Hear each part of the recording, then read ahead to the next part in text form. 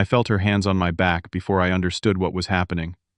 The sudden force, the weightlessness, then the cold shock of ocean water. From below, I saw Jessica leaning over the railing. My son Aaron stood beside her, smiling.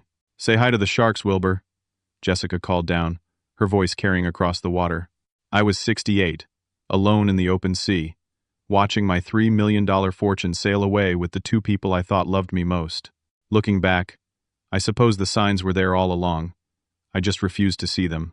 When you've spent your entire life building something from nothing, you want to believe the people closest to you value more than just the fruits of your labor. I started Wilson Construction with nothing but a used pickup truck and a toolbox when I was 22 years old.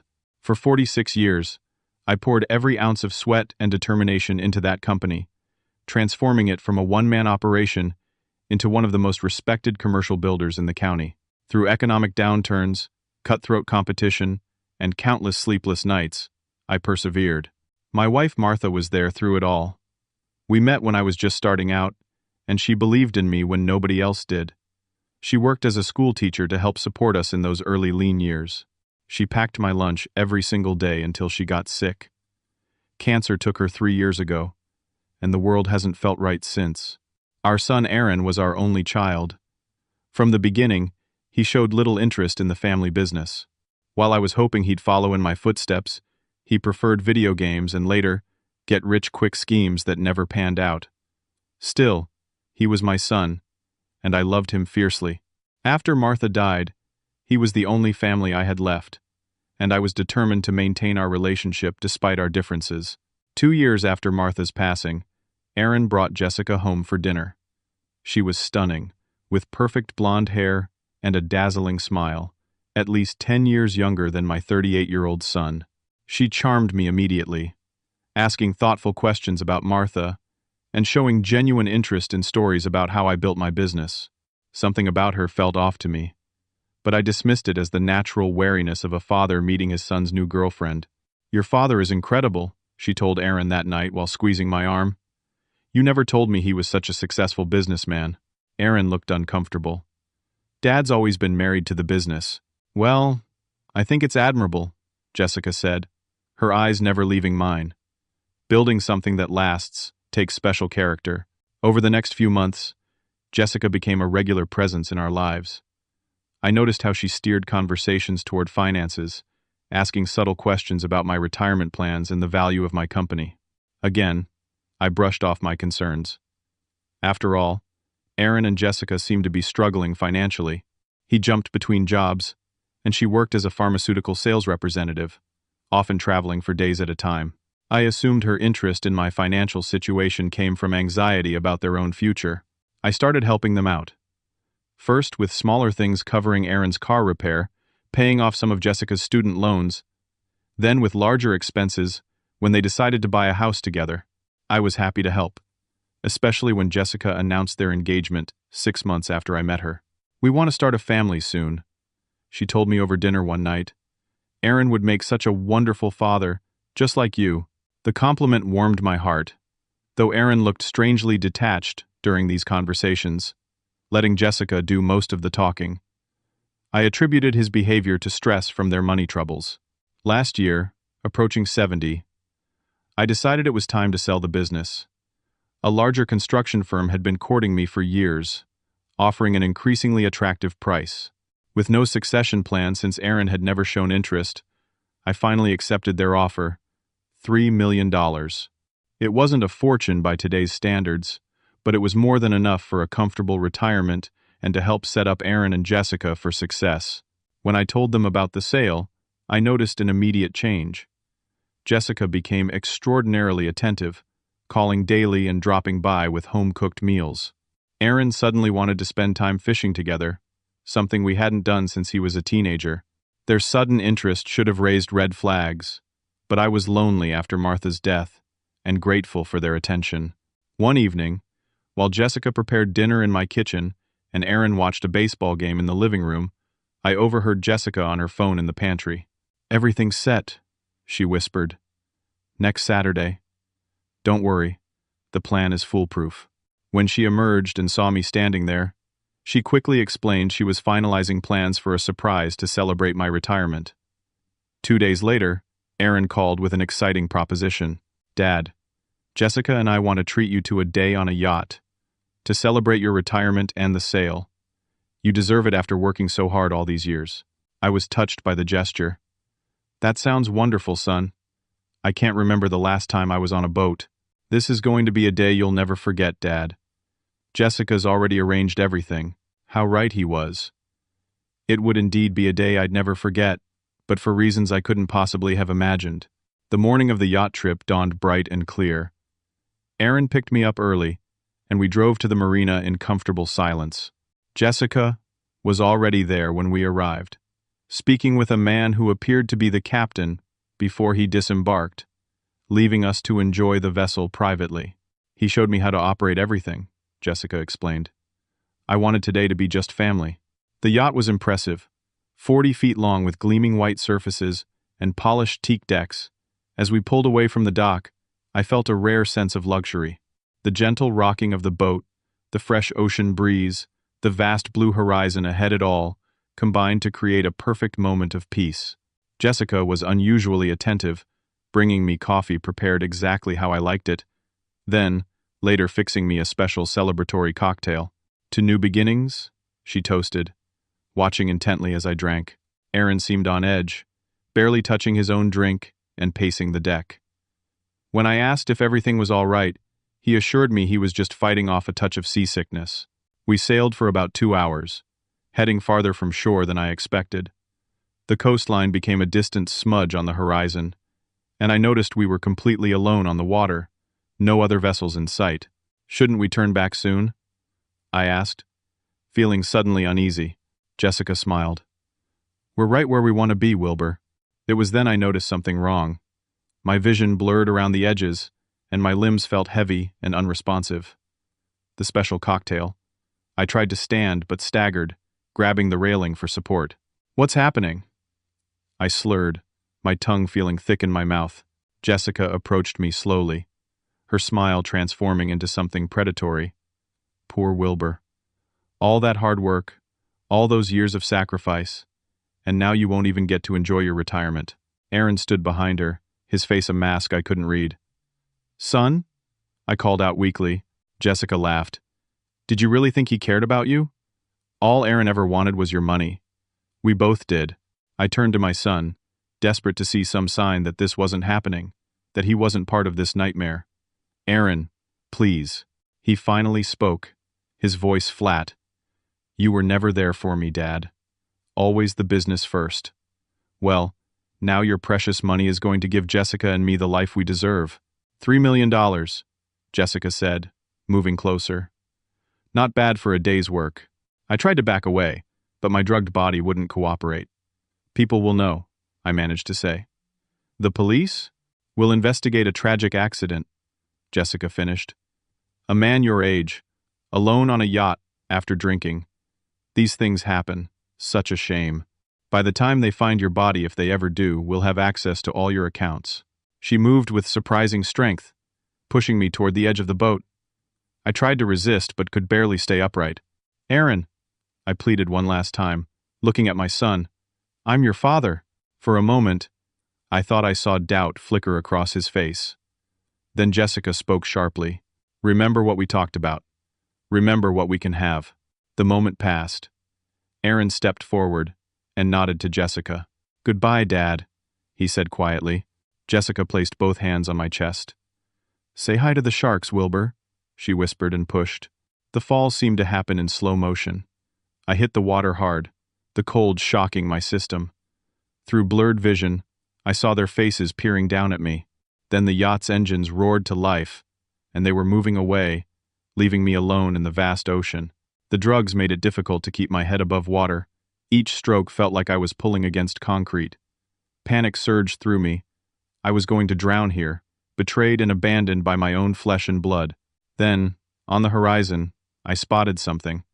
A boat. Hope flared briefly until I realized it was heading away from me, too distant to see my struggling form in the water. I tried to call out, but my voice was lost to the wind and waves. As the distant boat disappeared from view, A terrible realization struck me. I was truly on my own. If I was going to survive, it would be through my own will alone. Survival instinct is a powerful force.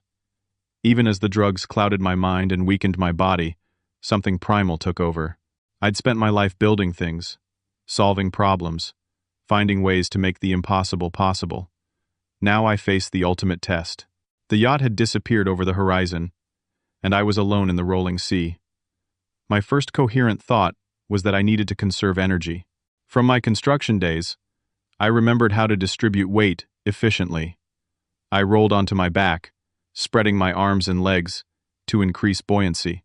The position allowed me to breathe more easily while expending minimal effort. As I floated, memories of Martha filled my mind. Her voice seemed to whisper encouragement. "You never gave up on anything in your life, Wilbur. Don't you dare give up now." The sun beat down mercilessly. Hours passed.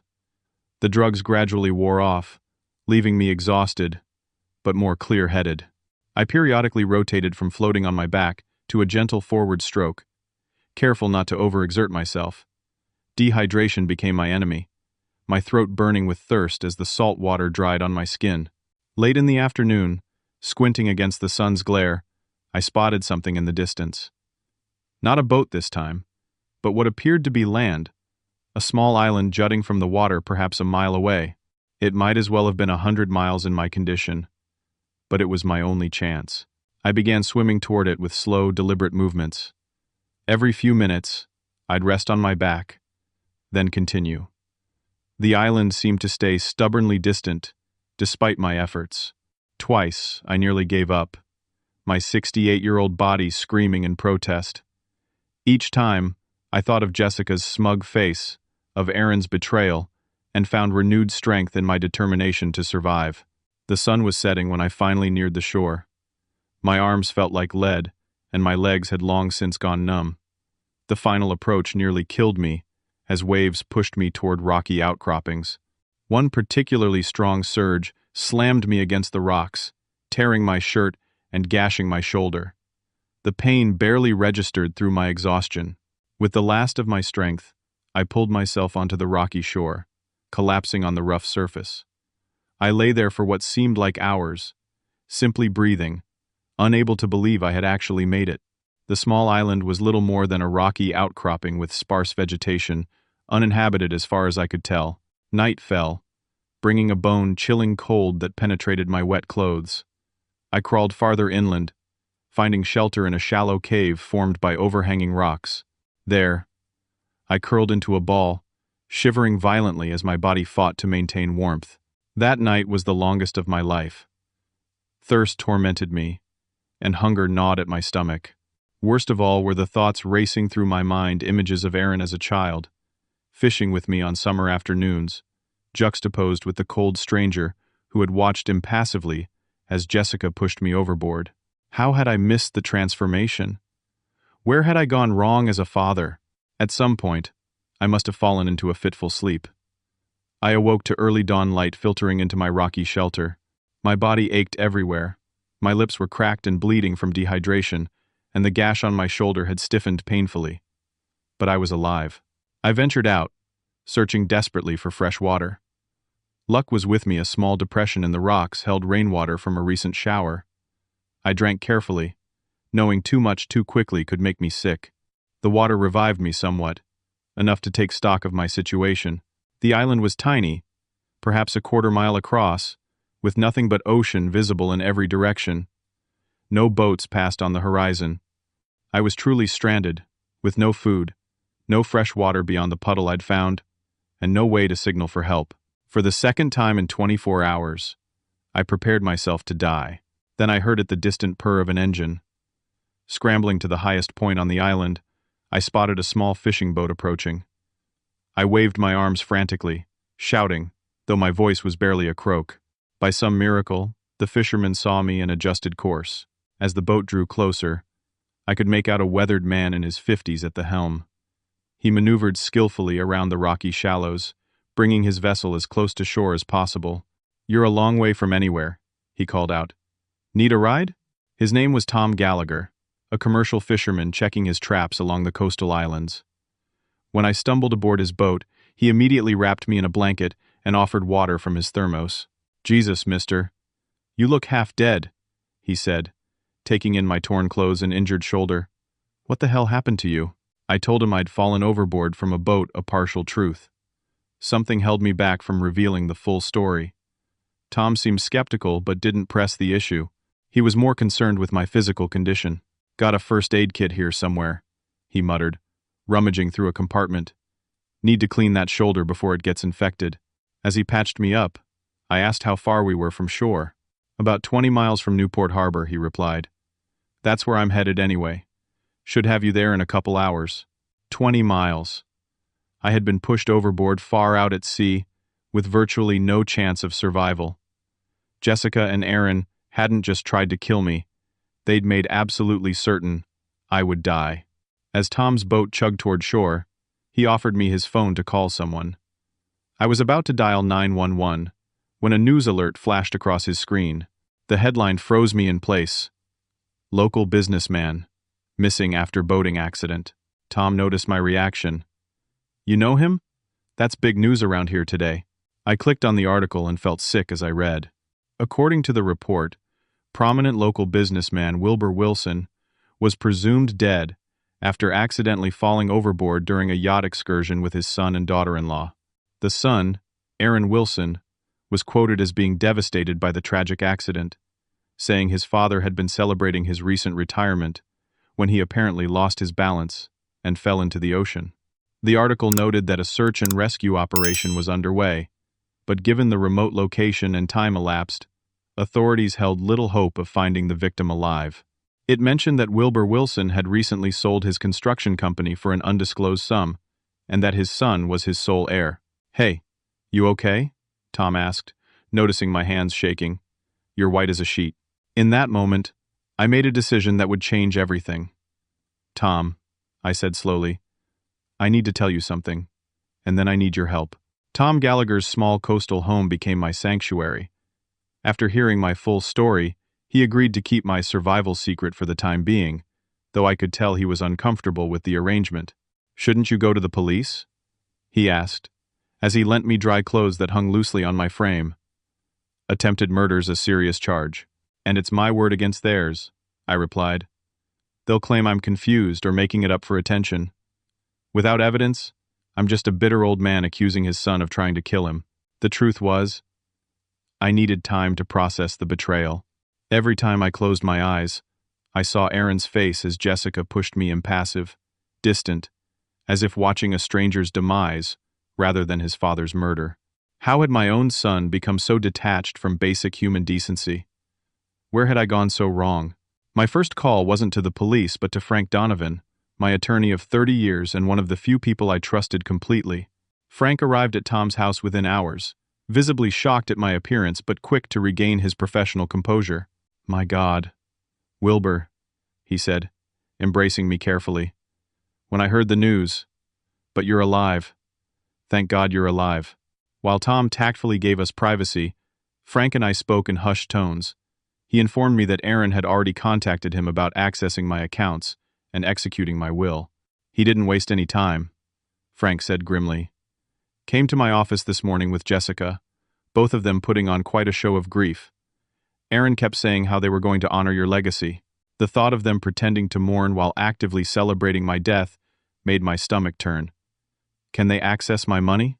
Frank shook his head. "Not immediately. There are procedures, especially with the substantial amount involved. But Aaron is your heir, and without a body, you'd normally be declared legally dead after 7 years. However, given the circumstances and Aaron's eagerness to settle the estate, he could petition for an earlier declaration. How much time do we have? A few weeks? Maybe a month before anything becomes official? But Wilbur, you need to go to the authorities." "Not yet," I insisted. "Not until we have proof." Frank studied me carefully. "What exactly do you have in mind?" Over the next days, Frank deployed his considerable resources to investigate Jessica's background while I recovered at Tom's house.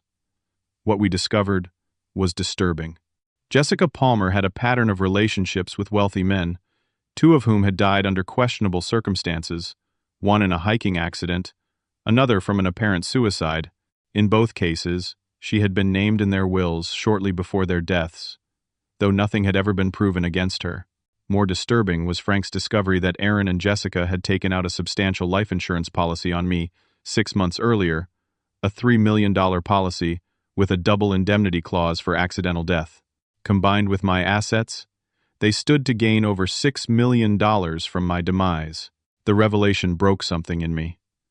I spent a night sitting on Tom's back porch, staring at the ocean that had nearly become my grave, weeping for the first time since Martha's funeral. Not just for myself, but for Aaron, the sweet boy I remembered who had somehow been twisted into someone capable of patricide for profit.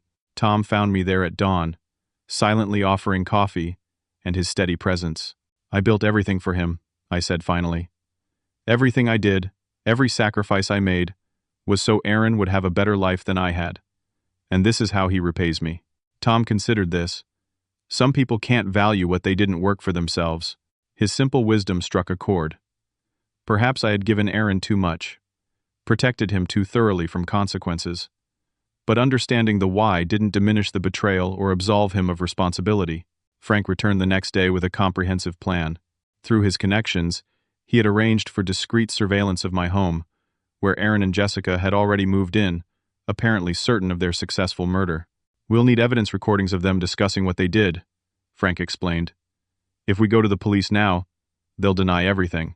They'll claim you fell, that you're confused or seeking attention. We need them to incriminate themselves. And how do we get that? I asked. I've worked with this private investigator for years, Frank said, introducing a serious woman named Laura. She can set up surveillance equipment in your house while they're out. We'll monitor remotely.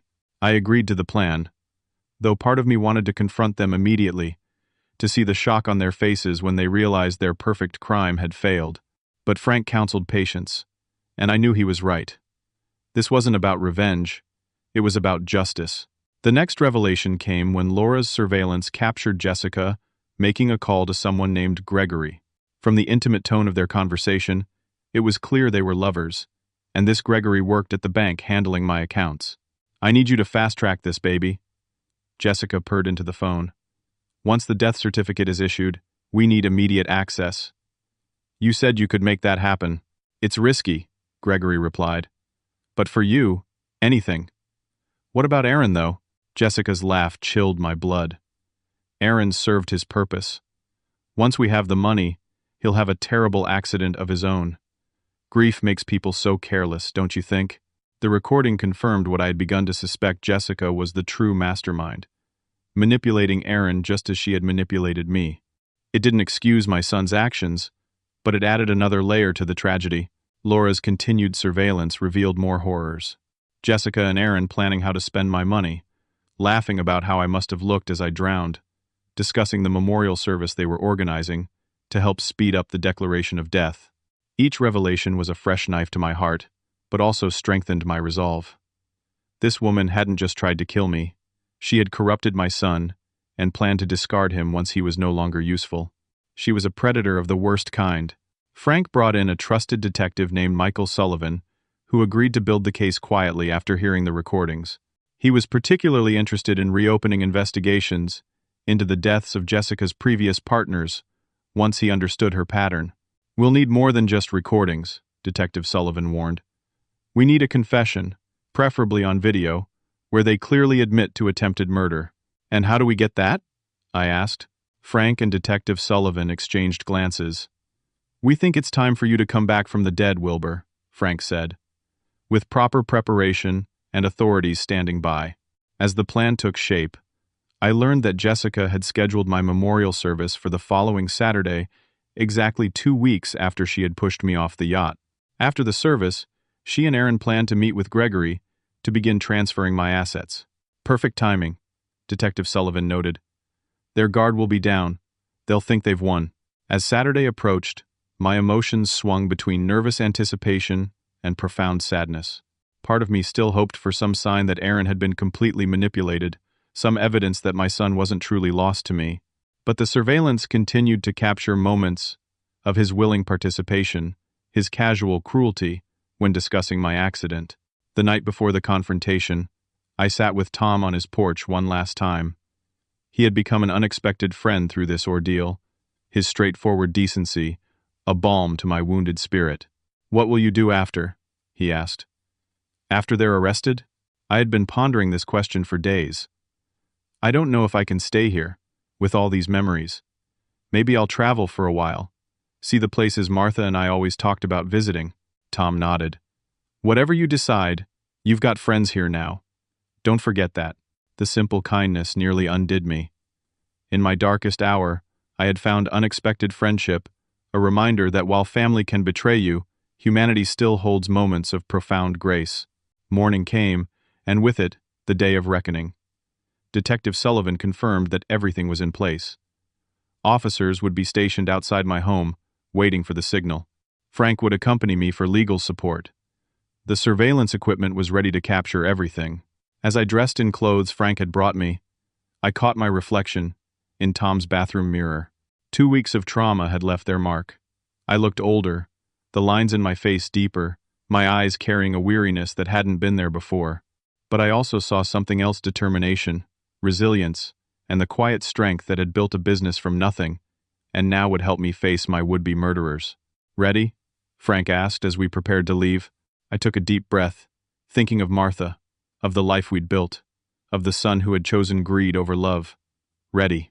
The stage was set for a confrontation that would change all our lives forever. Jessica and Aaron would return home from my memorial service, expecting to celebrate their perfect crime. Instead, they would find a ghost waiting for them, a ghost with irrefutable evidence and a determination to see justice done. The drive to my home was surreal. Streets and landmarks I had known for decades now seemed like scenes from someone else's life. Frank kept glancing at me with concern. "You can still change your mind," he said. "The surveillance evidence might be enough on its own. You don't have to face them." I shook my head. "I need to look them in the eyes, Frank. I need them to know they failed." We arrived at my house 2 hours before Aaron and Jessica were expected to return from the memorial service. Detective Sullivan met us there, accompanied by 2 plainclothes officers who would monitor the situation from an unmarked van down the street. "We've got audio and video running in the main rooms," Sullivan explained as we entered.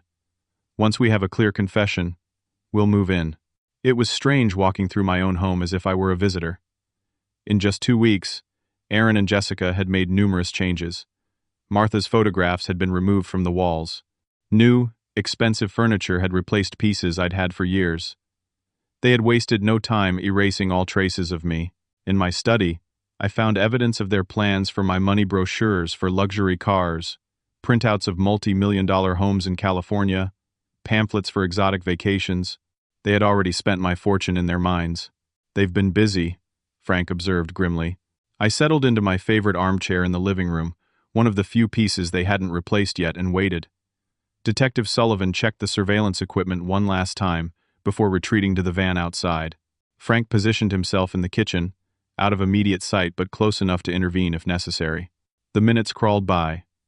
I sat in the dimly lit room, rehearsing what I would say, how I would remain calm despite the storm of emotions within me. I thought of Martha, wishing she were here to guide me, then realized she would have been devastated to see what our son had become. At 4:30, we heard a car pull into the driveway. Frank gave me a reassuring nod before slipping further into the kitchen. My heart hammered in my chest as keys jingled in the lock. Jessica entered first, already slipping off the black heels she'd worn to my memorial service. Aaron followed, loosening his tie. Both were smiling. "God, that was exhausting," Jessica said, dropping her purse on the entryway table. "All those people crying and carrying on. I thought Mrs. Peterson would never stop hugging me." Aaron chuckled. "You played the grieving daughter-in-law perfectly. He was like a father to me," he mimicked in a falsetto voice. "Well, it worked, didn't it?" Even the detective seemed convinced. "I don't think anyone has the slightest suspicion." She kicked off her other shoe. "Is Gregory meeting us at the bank tomorrow?" 9 a.m. sharp. He says once we have the death certificate, he can start the transfers immediately." Jessica walked toward the bar cart in the corner. "We should celebrate. Where's that 30-year scotch your father was so proud of? Seems fitting to drink it tonight." I'd prefer you didn't, I said quietly from my chair in the shadows. That was a gift from Martha on our anniversary. The effect was electric. Jessica froze, then spun around, her face draining of color. Aaron stumbled backward, knocking into a side table. What? How? Jessica stammered, her composure shattered. I stood slowly, stepping into the light. Surprised to see me? I imagine you would be, considering the effort you put into ensuring I would drown. Aaron seemed unable to speak, his mouth opening and closing wordlessly. Jessica recovered more quickly, her shock transforming into calculation before my eyes. Wilbur, oh my God, you're alive. She rushed toward me as if to embrace me. We thought you were dead. Where have you been? We've been out of our minds with worry. I stepped back, avoiding her touch. That's enough, Jessica. I heard you just now, laughing about my memorial service, and I have recordings of much more your conversations about pushing me overboard, about accessing my money, about your plans afterward. Aaron finally found his voice. Dad, I don't know what you think you heard, but I heard everything, Aaron. I know about the life insurance policy you took out on me. I know about Jessica's plans to get rid of you once she had my money. I know about her lover Gregory at the bank. At the mention of Gregory, Jessica's facade cracked. Her eyes darted to Aaron, who was staring at her in confusion. What is he talking about? Aaron demanded. What lover? I pressed on. Did you know about her other victims, Aaron? The men she dated before you who died in accidents? Did you know you weren't her first accomplice? Jessica's expression hardened. He's clearly delusional. Nearly drowning must have affected his brain. Aaron, call an ambulance. Don't bother, I said. The police are outside, listening to every word. They've heard your conversation about the memorial service, and they're waiting for my signal. Jessica's eyes narrowed. You have no proof of anything. We have the drugged drink sample from the yacht. We have surveillance recordings of your conversations in this house for the past week. We have your phone records showing calls to Gregory discussing how to access my accounts. And now we have this conversation. Aaron sank onto the couch, his face ashen. Dad, I never wanted. It was Jessica's idea. She said we'd just take some money, that you wouldn't even notice. That's a lie, Jessica hissed. This was all your plan, Aaron. You've always hated your father. You told me how he neglected you, how he cared more about his business than his own son. I watched them turn on each other, feeling a strange detachment. The truth will come out either way. The police have reopened investigations into the deaths of your previous boyfriends, Jessica. It's only a matter of time before they find the pattern. Something dangerous flashed in Jessica's eyes. She glanced toward her purse on the entryway table, then back at me. You should have stayed dead, old man. She lunged suddenly for her purse. Aaron, seeming to realize what she was doing, shouted, Jessica, no! Too late. She withdrew a small handgun, pointing it wildly. Back off. All of you. Back off. Frank emerged from the kitchen, hands raised. Put the gun down, Jessica. You're only making things worse for yourself. Jessica laughed, a high, desperate sound. Worse? I'm looking at life in prison. How could it be worse? She grabbed Aaron by the collar, pulling him up and pressing the gun to his temple. Nobody moves, or he dies first. Aaron's eyes were wide with terror. Jessica, what are you doing? I thought you loved me. Love you? Her laugh was cruel. You were useful, Aaron. That's all. A way to get to your father's money. But you're too weak, too sentimental. I should have done this alone. I took a careful step forward. Jessica, think about what you're doing. There are police outside. You can't escape. Watch me, she snarled. I'm walking out of here with Aaron as my insurance. Once I'm clear, maybe I'll let him live. Maybe not. In that moment, looking at my son's frightened face, I saw not the man who had betrayed me, but the boy I had raised. Despite everything, I couldn't let him die. Take me instead, I offered. I'm the one who caught you. Aaron's not important now. Jessica considered this, her eyes calculating. The police want you alive to testify. You're more valuable as a hostage. She started backing toward the door, dragging Aaron with her. I followed slowly, hands raised, trying to catch my son's eye. When I did, I gave him the slightest nod. Aaron understood. As Jessica reached for the doorknob, he suddenly dropped his weight, throwing her off balance. I lunged forward, grabbing her wrist and forcing the gun upward as it discharged, the bullet lodging in the ceiling. Frank tackled her from the side. The gun clattered to the floor as Jessica screamed in fury. Within seconds, Detective Sullivan and his officers burst through the door, weapons drawn. "Police! Nobody move!" Jessica continued struggling as the officers handcuffed her, spitting curses and threats. Aaron sat on the floor, trembling, making no resistance when he too was handcuffed. As the officers led Jessica out, she turned back to me, her beautiful face contorted with hate. "This isn't over, Wilbur. Not by a long shot." I watched them take her to a separate car from Aaron. Detective Sullivan approached me, notebook in hand. "We got it all on tape, Mr. Wilson. Clear conspiracy to commit murder, attempted murder, fraud, and we'll be looking closely at those other cases now." I nodded, suddenly exhausted. "What about my son?" Sullivan's expression softened slightly. "He's clearly an accomplice, but his cooperation will likely mean a reduced sentence. And from what we heard on the surveillance, it seems Miss Trider Palmer was the primary instigator." As they led Aaron to the police car, our eyes met. His were filled with shame and regret. "Dad," he called out. "I'm sorry. I'm so sorry." I couldn't respond. The words seemed hollow against the magnitude of his betrayal. But as I watched the police car drive away, I felt no satisfaction, only a profound sadness for what might have been. Frank placed a hand on my shoulder. "You did it, Wilbur. You got justice." Had I? Justice seemed like a cold comfort as I stood alone in the house that no longer felt like home, surrounded by the wreckage of my family. The days following the arrests passed in a blur of police statements, legal meetings, and media attention. The story was sensational. Wealthy businessman survives murder attempt by son and daughter-in-law, returns from presumed death to catch them in the act. Reporters camped outside my house, hoping for a statement or photograph. I stayed with Tom initially, grateful for his continued friendship and the sanctuary of his quiet home away from the circus my life had become. Frank handled the press and legal matters, shielding me as much as possible while the case against Jessica and Aaron took shape. The evidence was overwhelming. Beyond our recordings, forensic analysis found traces of sedatives in a glass recovered from the yacht. Jessica's phone contained incriminating texts to Gregory, her lover at the bank. Most damning was Gregory's confession in exchange for leniency. He revealed Jessica's entire plan, including her intention to eventually eliminate Aaron. Jessica was denied bail, deemed a flight risk and danger to others. Aaron, cooperating fully with authorities, was granted bail with strict conditions. He made no attempt to contact me directly, though Frank informed me he had expressed profound remorse in his statements. A month after the arrests, I finally returned to my home, having had it thoroughly cleaned and partially redecorated to remove the painful reminders of Jessica and Aaron's brief occupation.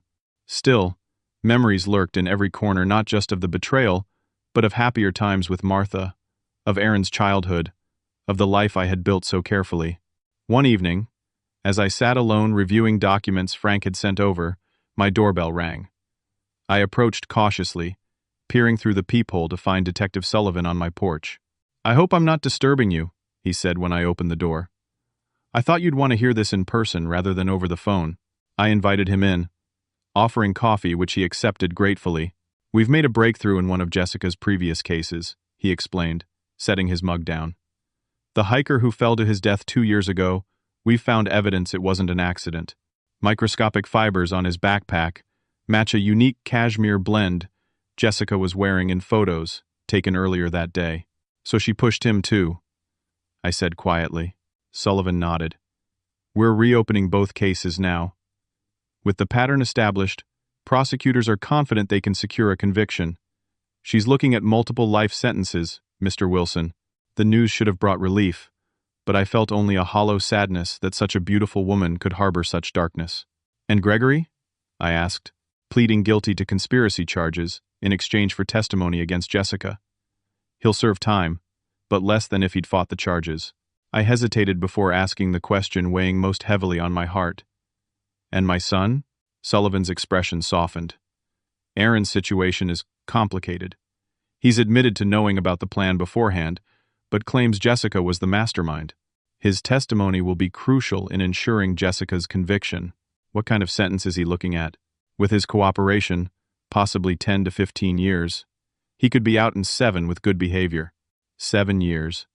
My son would be middle-aged by the time he regained his freedom. I thought of the milestones he would miss, the life that would pass him by behind bars. Despite everything, the thought brought me no pleasure. After Sullivan left, I sat alone in my study, contemplating the fractured remains of my family. The phone rang, startling me from my thoughts. It was Frank. Aaron's lawyer called, he said without preamble. Aaron wants to see you. My first instinct was to refuse. What could we possibly say to each other after what had happened? Yet something, perhaps Martha's voice in my memory, urged me to reconsider. When? I asked finally. Tomorrow morning. At the lawyer's office. I'll go with you if you want. I agreed to the meeting, though sleep eluded me that night. What do you say to a son who conspired in your murder? What do you ask a child who chose money over your life? The questions circled endlessly in my mind. The lawyer's office was neutral territory.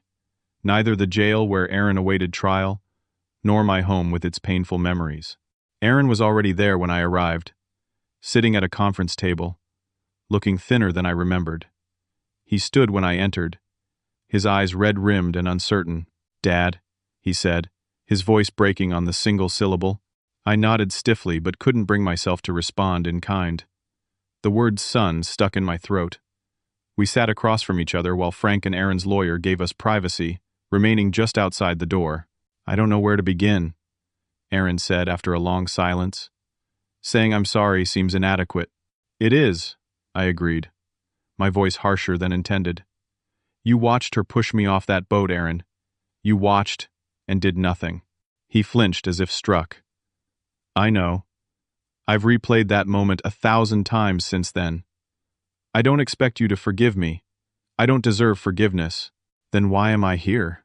Aaron's hands trembled as he placed them on the table. Because I need you to know the truth. Not to excuse what I did, but so you understand how it happened. I said nothing, waiting. Jessica came into my life when I was at my lowest. Divorced, in debt, drinking too much. She made me feel special, valued. She convinced me that you had always looked down on me, that you thought I was a failure. I started to protest, but he held up a hand. Please, let me finish. I know now she was manipulating me, but at the time, it felt like she was the only one who understood. When she first suggested taking some of your money, it was framed as just borrowing to help us get on our feet. Then it evolved into taking more, and eventually, his voice faltered. By the time she suggested the yacht trip, I was in so deep I couldn't see a way out.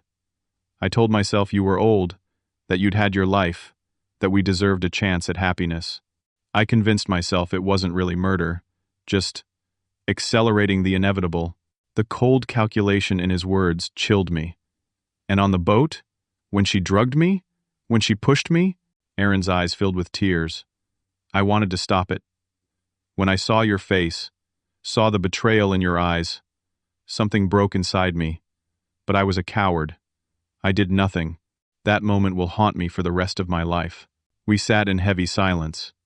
Part of me wanted to reach across the table, to comfort the child I had raised. Another part recoiled from the stranger before me. The police found my journal. Aaron continued quietly.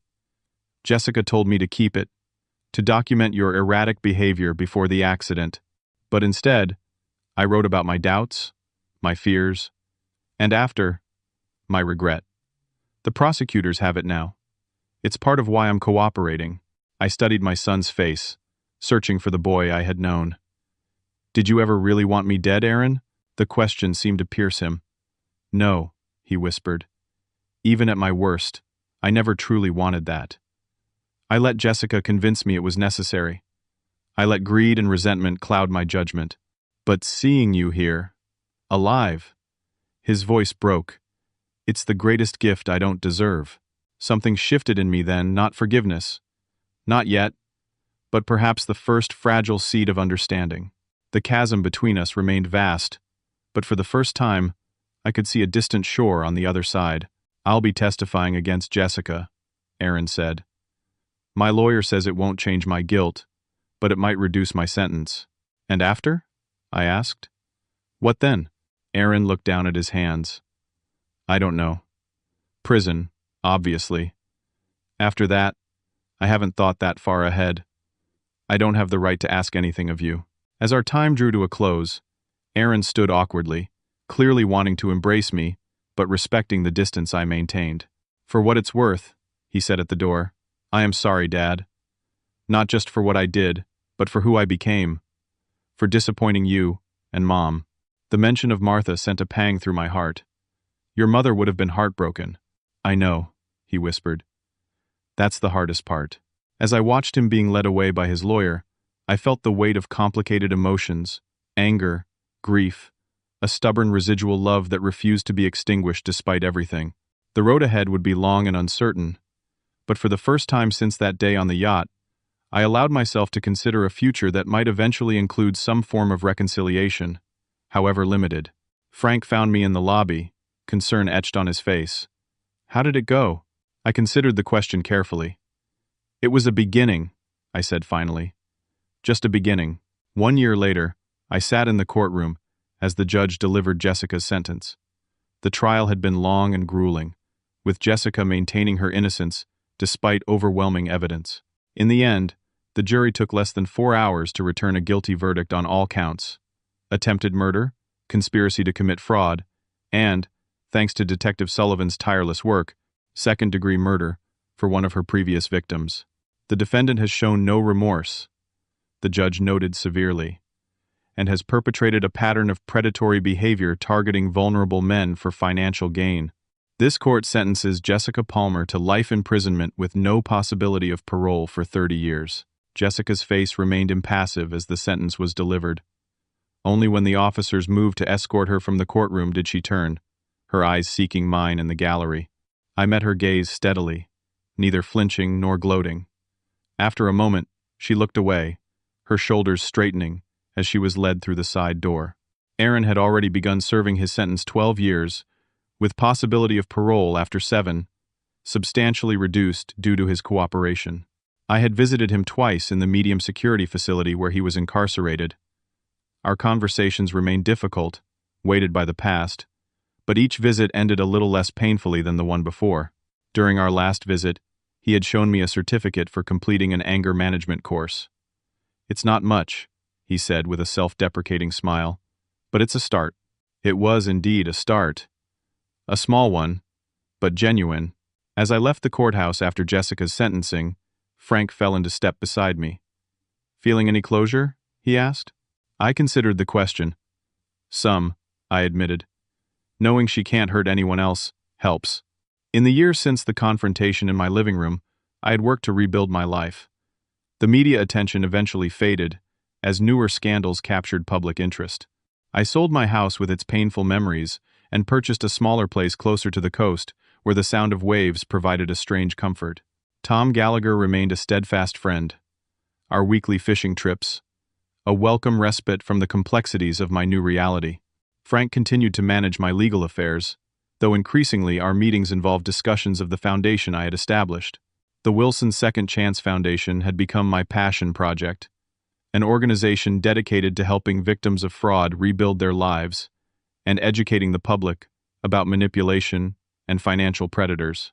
The irony wasn't lost on me that Jessica's attempt to steal my fortune had ultimately led to its use in preventing others from suffering similar fates. I regularly shared my story at community centers and retirement homes, teaching seniors to recognize the warning signs I had missed. Each time I spoke, the burden of my experience lightened a little more. Detective Sullivan occasionally called with updates on cases the foundation had helped with. Our work had already prevented several scams targeting vulnerable elderly people, and Sullivan had become something of a liaison between law enforcement and my organization. Not all days were good. I still woke sometimes from nightmares of cold water closing over my head, of Aaron's impassive face watching me drown. I still visited Martha's grave weekly, talking to her about our son, about my hopes that the man he was becoming in prison might someday be someone she could be proud of again. The $3 million that Jessica and Aaron had been so willing to kill for now funded scholarships, support groups, and education programs. The foundation's work had given my life new purpose, transforming a tragedy into something constructive. 6 months after Jessica's sentencing, I received a letter from Aaron. Inside was a hand-drawn birthday card. I had almost forgotten my own 70th birthday was approaching. The simple sketch showed a fishing boat on calm waters, reminiscent of our trips together when he was young.